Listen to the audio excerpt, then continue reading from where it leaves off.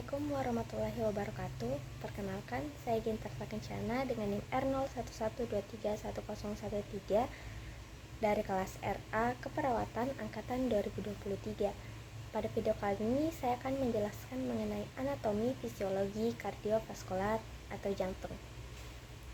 Jantung adalah salah satu organ vital yang berfungsi memompa darah ke seluruh tubuh dan paru-paru.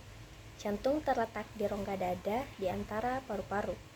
Nah, adapun anatomi jantung yaitu yang pertama, jantung memiliki 4 ruang, yaitu atrium kanan yang berfungsi menerima darah terdeoksigenasi dari tubuh melalui vena cava superior dan inferior.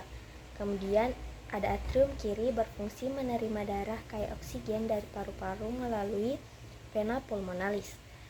Kemudian ada ventrikel kanan berfungsi memompa darah terdeoksigenasi ke paru-paru melalui arteri pulmonalis. Kemudian ada ventrikel kiri berfungsi memompa darah kaya oksigen ke seluruh tubuh melalui aorta. Kemudian yang kedua ada dinding jantung, terdiri dari 3 lapisan, yaitu endokardium atau lapisan dalam, miokardium atau lapisan tengah berotot, dan epikardium atau lapisan luar atau pelindung jantung.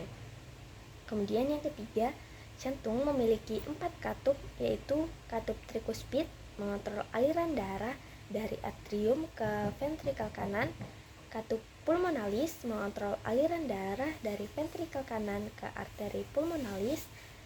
Kemudian ada katup mitral mengontrol aliran darah dari atrium kiri ke ventrikel kiri, dan katup aorta mengontrol aliran darah dari ventrikel kiri ke aorta.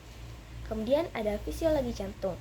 Nah, darah yang berasal dari sirkulasi sistemik atau seluruh tubuh akan kembali ke jantung.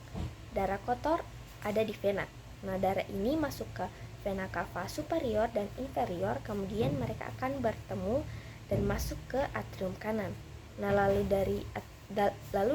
darah ke ventrikel kanan melalui katup trikuspid dan masuk ke arteri pulmonalis. Nah, seperti yang kita ketahui bahwa darah bersih ini terdapat di arteri. Namun pada arteri pulmonalis berisi darah kotor atau darah yang rendah akan oksigen.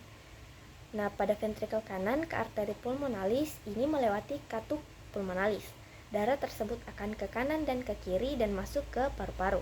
Nah, di paru-paru darah akan dicuci agar darah menjadi darah bersih.